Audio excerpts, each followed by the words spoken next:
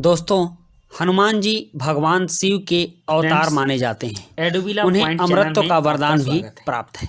तो सबसे पहले हनुमान जी रामायण के बाद कहाँ गए, यह आज भी एक रहस्य बना हुआ है। लेकिन कलयुग में हनुमान जी जिंदा हैं। आज इसका सबूत मैं आपको दिखाऊंगा। रामायण की लड़ाई में हनुमान जी ने बहुत ही वीरता के साथ लड़ा और भगवान राम का साथ दिया। बहुत ही ऐसी जगह वह भगवान राम के सम्मुख दोस्त की तरह और एक सेवक की तरह उभर कर आए, जिससे भगवान राम खुश हो गए और वो रावण पर विजय प्राप्त कर सके। में हम लोगों ने जाना था कि राम रावण की लड़ाई के बाद हनुमान जी ने राम जी का बहुत साथ दिया और अयोध्या तक भी उनके साथ गए। भगवान राम भी हनुमान जी से बहुत प्यार करते थे। अंत में अयोध्या में रहकर हनुमान जी ने माता सीता और भगवान राम का बहुत ही सेवा किया और यहाँ तक कि उन्होंने भगवान राम और माता सीता को अपने दिल में बसाए रखा, जिसे कि उन्होंने अपना सीना चीरकर भी दिखाया। ये तो हुई त्रेता की बात। त्रेता के बाद जब भगवान राम धरती छोड़कर चले गए, तब हनुमान जी जंगलों में जाकर निवास करने लगे और जंगल में ही वह रहकर तपस्या करने लगे। इसके बाद जब द्वापर युग आया, तो द्वापर युग में भी हनुमान जी और बहुमत वाला दल होता के कुछ लक्षण दिखाई देते हैं। एक बार की बात है कि हनुमान जी एक रास्ते पर सोए हुए थे। उधर से बलशाली भीम अपने घमंड में चूर होकर रास्ते से जा रहे थे। भीम ने देखा कि एक बूढ़ा बंदर रास्ते पर पूंछ फैलाए सोया पड़ा है। जनता को उसने कहा कि हे बंदर, तुम अपना पूंछ उठा लो। समय पर दी जाती है। हनुमान जी ने कहा कि मैं बूढ़ा हो चुका हूँ, मुझसे अब ये काम नहीं हो पाएगा। तुम ही ऐसा करो, मेरे पूंछ को हटा दो। भीम ने बहुत जोर लगाया, लेकिन वह हनुमान जी की पूंछ नहीं हटा सका। इसके बाद भीम समझ गया कि यह कोई दिव्य आत्मा है। विभिन्न विभाग चलाना। भीम ने उनसे हाथ जोड़कर प्रार्थना की कि आप कोई दिव्य पुरुष मालूम पड़ते हैं, कृपया मुझे अपना रहस्य बताएं। तब हनुमान जी ने भीम को अपना रूप दिखाया कि मैं राम भक्त हनुमान हूँ। ऐसा सभी विभागों को सुनकर भीम ने हनुमान जी को प्रणाम किया और उनसे आशीर्वाद प्राप्त हुआ।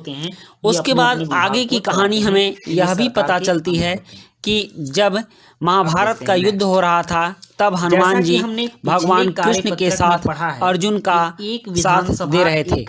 वह अर्जुन के रथ पर सवार होकर विधायक चाहे अर्जुन के रथ की रक्षा भी कर रहे थे। और जब युद्ध समाप्त हुआ, तब हनुमान जी उस रथ से उतर गए और वह रथ जलकर खाक हो गया।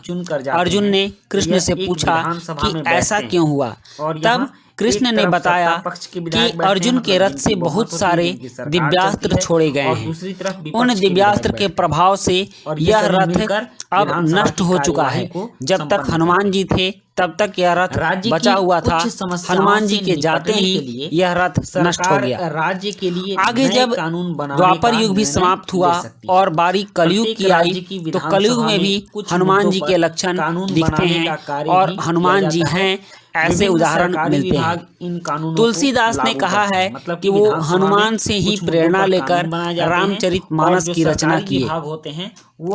हनुमान जी ने ही उनसे रामचरितमानस लिखने को कहा और तुलसीदास जी ने हनुमान जी से सीख कर ही रामचरितमानस की रचना की, जिससे कि यह दिव्य ग्रंथ बन गया और आज भी हमारे घरों में रामचरितमानस देखने को मिलता है।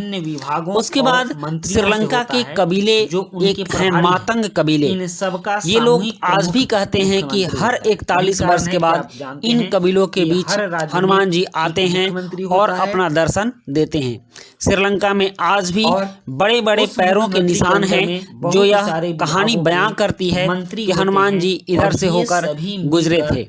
अब कलयुग में जब भगवान कल्कि का अवतार होगा, तब हनुमान जी पुनः एक बार लोगों के सम्मुख आएंगे और भगवान कल्कि के साथ मिलकर कार्यकारी हिस्सा इस पृथ्वी पर से दुष्टों का संहार करेंगे और अंत में भगवान कल्कि में समाहित हो जाएंगे। तो दोस्तों, कैसी लगी हमारी ये वीडियो, और अगर अच्छी लगी तो आप एक लाइक जरूर करेंगे और हमारे चैनल को सब्सक्राइब भी करेंगे। सरकार भी कहते हैं। सरकार के बच्चों 3 अंग होते हैं। सरकार के, आप ध्यान दीजिएगा, 3 अंग होते हैं। एक विधायिका जो कानून बनाती है, एक कार्यपालिका जो कानून को लागू करती है, और तीसरी न्यायपालिका होती है जो कि कानून के उल्लंघन करने पर या कानून की रक्षा करती है। तो विधायिका, कार्यपालिका और न्यायपालिका तीनों मिल करके सरकार बनता है। दूसरी तरफ सारे विधायक जो विधानसभा में एकत्र होते हैं विधायिका कहलाते हैं। चूंकि ये विधान बनाते हैं, विधान मतलब कानून, तो सारे विधायक कानून बनाने में अपनी भूमिका निर्वहन करते हैं, इसलिए सारे विधायक को मिला करके विधायिका कहा जाता है। विधायिका के रूप में वे सरकार के कार्यकारी हिस्से को काम करने का अधिकार देते हैं और फिर उसके काम की जांच भी करते हैं कि वह काम सही ढंग से हो रहा है कि नहीं। लोकतंत्र में, मतलब डेमोक्रेसी में, जिसमें लोगों का शासन हो, जनता का शासन हो, तो ऐसे शासन तंत्र में विधायकों एमएलए के रूप में जनता अपने प्रतिनिधि को चुनती है और इस तरह शासन मुख्यतः जनता का ही होता है। मतलब कि उसमें जो विधायक जाते हैं वह जनता द्वारा ही चुनकर भेजे जाते हैं, तो ये जनता के प्रतिनिधि होते हैं। इसका मतलब कि जनता ही वहाँ शासन कर रही है। फिर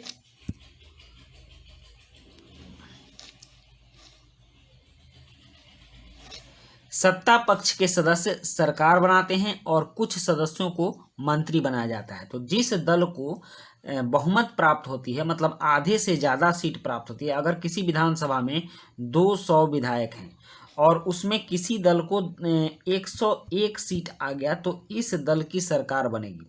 इसको बहुमत दल का सरकार बोलते हैं। तो सत्ता पक्ष के सदस्य सरकार बनाते हैं, जो बहुमत दल में होते हैं उनकी सत्ता होती है, और कुछ उन्हीं में से कुछ सदस्यों को अन्य विभागों का मंत्री भी बनाया जाता है।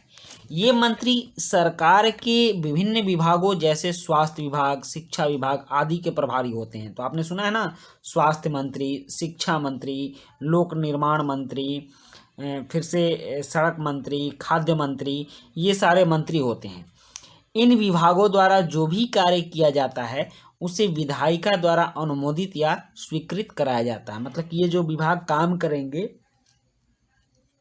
वह विधायिका से स्वीकृत कराकर ही करेंगे, अपने मन से कोई भी काम नहीं करेंगे। लोकतंत्र में अनेक माध्यमों द्वारा लोग अपने विचार व्यक्त करते हैं और कार्रवाई करते हैं। इसके उदाहरण, मतलब लोकतंत्र में जब कभी सरकार के काम से लोग संतुष्ट नहीं होते हैं तो अपना विरोध भी दर्ज कराते हैं, और वह विरोध दर्ज कराने का, अपना विचार व्यक्त करने का माध्यम होता है प्रेस वार्ता। आपने टीवी पर बहस देखा है ना, तो उस तरह से प्रेस वार्ता करके लोग अपने विचार को व्यक्त करते हैं। और दूसरा, सार्वजनिक विरोध प्रदर्शन, सड़कों पर जुलूस निकालते हैं और सरकार के खिलाफ विरोध प्रदर्शन करते हैं। इस तरह से भी लोग अपने विचार को व्यक्त करते हैं। उसके बाद यहाँ एक गतिविधि है, और गतिविधि ये है कि निम्नलिखित विभागों द्वारा किए गए कार्यों का पता लगाएं। तो शिक्षा विभाग कौन काम करता है? तो शिक्षा विभाग के द्वारा किए गए कार्य हैं बच्चों में पुस्तक वितरण करवाना। पुस्तक वितरण क्या हो गया? ये शिक्षा विभाग का काम हो गया। उसके बाद है कृषि विभाग। कृषि विभाग क्या है? किसानों को बीज उपलब्ध कराना, किसानों को बीज उपलब्ध करवाना, ये काम किसका है? ये कृषि विभाग का काम हो गया। लोक निर्माण विभाग क्या करता है? सड़क निर्माण करवाता है। लोक निर्माण विभाग सड़क निर्माण करवाएगा, सड़क निर्माण। और स्वास्थ्य विभाग क्या करेगा? तो स्वास्थ्य विभाग दवा वितरण करेगा। तो ये सभी इन विभागों के काम हैं और ये अलग अलग काम करते हैं। इन सभी विभागों के अलग अलग मंत्री भी होते हैं। उसके बाद गतिविधि 2 है कि सरकार के कामकाज के बारे में समाचार पत्रों की कटिंग से वॉलपेपर या कोलाज बनाएं। तो आप इस तरह का काम करेंगे, आप समाचार पत्रों से कटिंग निकालेंगे कि सरकार ने कौन कौन से काम किए हैं और उसका आप एक कोलाज बनाएंगे। उसके बाद बच्चों यहाँ पर 3 प्रश्न दिए गए हैं, इन तीनों प्रश्नों के जवाब हमें देने हैं। तो इसके लिए चलते हैं हम उत्तर शीट पर और आंसर शीट पर चल के इन प्रश्नों का जवाब लिखते हैं। प्रश्न 1 है, सरकार शब्द को परिभाषित करें। तो इसका उत्तर है, शासन के विभिन्न विभागों और मंत्रियों तथा उनके प्रमुख मुख्यमंत्री को सरकार कहते हैं। और प्रश्न 2 है, किसी राज्य के विभिन्न विभागों और मंत्रियों का सामूहिक प्रमुख कौन होता है। तो इसका उत्तर है, किसी राज्य के विभिन्न विभागों और मंत्रियों का सामूहिक प्रमुख मुख्यमंत्री होता है। उसके बाद प्रश्न 3 है, उपयुक्त कॉलम में लिखें सरकारी विभाग और विभिन्न मंत्री, विधानसभा में विधायक, कानून बनाना और कानून को लागू करना। तो विधायिका के अंतर्गत कौन कौन आते हैं, कानून बनाना और विधानसभा में विधायक। और उसके बाद कार्यपालिका के अंतर्गत आते हैं सरकारी विभाग और विभिन्न मंत्री और कानून को लागू करना। तो बच्चों ये थी आपकी वर्कशीट, और आपकी वर्कशीट कैसी लगी, अगर अच्छी लगी हो तो आप लाइक सब्सक्राइब कमेंट जरूर कीजिएगा और अपने दोस्तों के बीच भी शेयर किया कीजिए। मिलते हैं नेक्स्ट वीडियो में। Thank you.